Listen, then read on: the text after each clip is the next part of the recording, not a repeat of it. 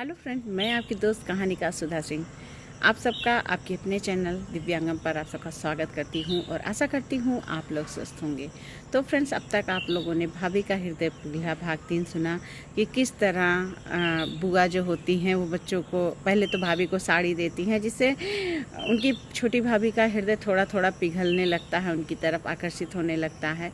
और इसके बाद बुआ बच्चों को लेकर मेला जाती हैं, जहाँ पर बच्चों के कहने पर वो सब कुछ खरीदती भी हैं और बच्चों पर ध्यान भी रखती हैं कि कहीं कोई बच्चा गुम ना जाए। तो मैं आगे कहानी सुनाती हूँ आप लोगों को। बुआ ने से जो बच्चों ने जो कुछ भी कहा था उन्होंने उसे खरीद के दे दिए।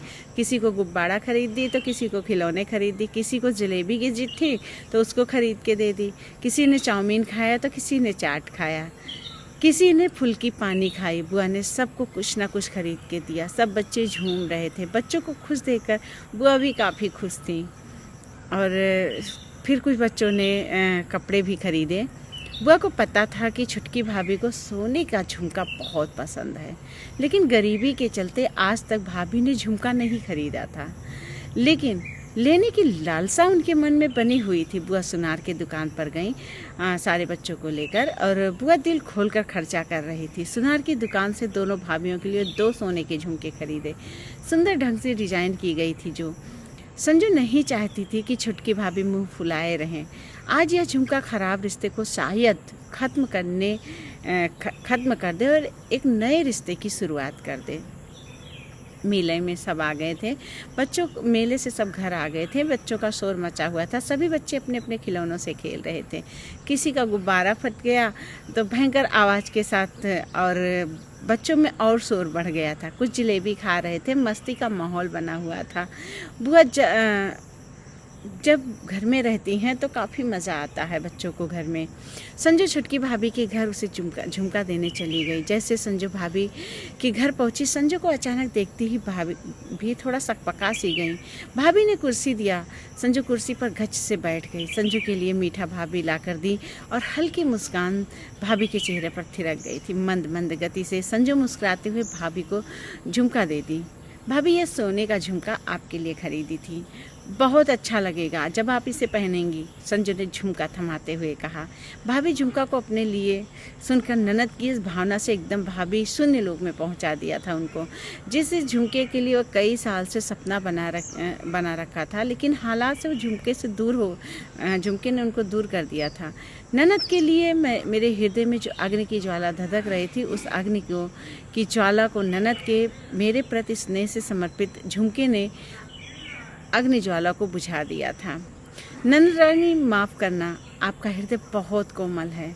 आपकी कोमलता ने मेरे इस खराब व्यवहार के घमंड को तोड़ दिया, छुटकी भाभी ने कहा। छुटकी भाभी की आंखों से अश्रु प्रवाह निकल रहे थे। भाभी के आंसू को संजू अपनी उंगलियों से पोंछने लगी। दोनों की भावना आज एक जैसी हो गई थी। भाभी ने अपनी हार स्वीकार कर ली थी और संजू के मस्तक पर जीत का स्टिकर लग गया था। दोनों एक दूसरे को निहारने लगे। भाभी का हृदय पूरी तरह से पिघल गया। तो फ्रेंड्स, ये है श्री जयचंद प्रजापति जय की कहानी, जो जैतपुर हांडिया प्रयागराज यूपी से हैं। तो उनकी ये बहुत ही प्यारी स्टोरी है, भाभी का हृदय पिघला। नंद भाभी का रिश्ता, जो कि आजकल बहुत क्रिटिकल है और बहुत ही, एक तरह से कह सकते हैं, बहुत ही खराब रिश्ता बन चुका है, क्योंकि यहाँ पर दोनों के मन में कटु भावना भरी रहती है। कभी जो है भाभी को देखकर ईर्ष्या होती है तो कभी नंद को देखकर ईर्ष्या होती है, जिसकी वजह से ये रिश्ता खराब से और ख़राब होता चला जा रहा। और एक चीज़ और फ्रेंड्स, इसमें जो संजू ने भाभी को गिफ्ट दिया तो भाभी का हृदय पिघला। पर मेरा मानना ऐसा है, मेरा पर्सनली मानना ऐसा है कि कभी भी किसी के गिफ्ट से किसी का हृदय अगर पिघलता है तो वो रिश्ता ज़्यादा दिन तक नहीं टिकता। हाँ, रिश्ते को मजबूत बनाने के लिए कभी कभार गिफ्ट वगैरह देना चाहिए, क्योंकि इससे आपका रिश्ता मजबूत बनेगा। लेकिन अगर किसी गिफ्ट की वजह से या किसी सोने चांदी की वजह से आपका रिश्ता टिका हुआ है तो बस वो उतने ही दिन तक रहेगा जब तक आगे आपको दूसरा गिफ्ट नहीं मिलेगा। तो फ्रेंड्स, मुझे लगता है कि रिश्तों की इस डोर में हमें गिफ्ट को कोई स्थान नहीं देना चाहिए। हमें अपना रिश्ता अपने हिसाब से सुधार के रखना चाहिए। हम रिश्तों को संभाल के रखें, क्योंकि एक रिश्ता यही होता है जो आपकी हर समस्याओं को हल भी कर सकता है और समस्याओं को बढ़ा भी सकता है।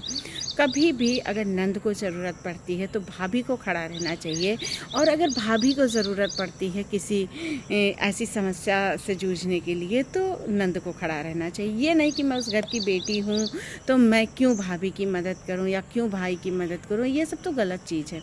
सही चीज़ ये है कि आप उस चीज़ को अगर आपके मायके में ऐसी कोई प्रॉब्लम होती, कोई दिक्कत होती है, तो आप वहाँ पर जो है उस प्रॉब्लम को हल कर सकते हैं, क्योंकि वहाँ पर आपके माता पिता, आपके भाई आपकी बातें सुनेंगे। अगर आपकी भाभी को प्रताड़ना दी जा रही है, आपकी भाभी के साथ कुछ बुरा किया जा रहा है, तो आप वहाँ पे स्टैंड ले सकती हैं। आप उस घर की बेटी होने की वजह से आपको लोग सुनेंगे, क्योंकि घर की बहू को लोग सुनते नहीं हैं। और दूसरी बात, अगर आप भाभी हैं, आपकी नंद को कोई दिक्कत है, कोई प्रॉब्लम है, कोई परेशानी है जो वो अपने माता पिता या भाई से नहीं कहना चाहती है, अगर वो आपसे कहती है तो आप उसे सब लोगों से बिना बताए उसकी समस्या हल करने की कोशिश कीजिए। आप ये सोचिए कि जैसे अगर यहाँ पर मेरी बहन होती तो मैं उसकी समस्या सुलझाती, आप ठीक उसी तरह उनकी समस्या सुलझाइए। आप दोनों जब एक दूसरे का साथ देंगी ना तो वो रिश्ता गहरा ही होगा, और ऊपर से वो रिश्ता इतना मजबूत होगा कि सदियों तक चलेगा। अक्सर लड़कियाँ कह देती हैं कि माँ नहीं है तो मायका नहीं है, पर ऐसा नहीं है फ्रेंड्स। मैंने खुद ही देखा है, मेरे यहाँ मेरी मामी के यहाँ था। मेरी मामी हमेशा मेरी माँ लोगों की बहुत केयर की हैं, बहुत आज तक उनका मायका बना हुआ है। तो रिश्ते जो है ऐसे ही बनाए जाते हैं। अगर आपकी भाभी से कुछ गलती होती है तो आप उसको तिल का ताड़ बनाने की जगह आप उन्हें समझा के छोड़ दीजिए।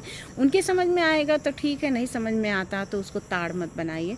और अगर आपकी नंद से कोई गलती हो जाती है तो आप एक बार अपनी बात रखिए कि दीदी ऐसी बात है, या बहन ऐसी बात है, या नाम जो भी है, ऐसी नहीं ऐसी चीज़ें होती हैं, या ये बातें ऐसी थी। तो शायद मुझे जहाँ तक लगता है लोग समझने की कोशिश करेंगे, क्योंकि कोई नहीं चाहेगा कि उनका रिश्ता बिखरे। तो फ्रेंड्स, अगर ये कहानी पसंद आती है तो please like, comment and share कीजिएगा। उस कहानी को ढेर सारा प्यार दीजिएगा। तो फिर मैं मिलती हूँ नई कहानी के साथ, एक नई चीज़ के साथ। तब तक के लिए बाय।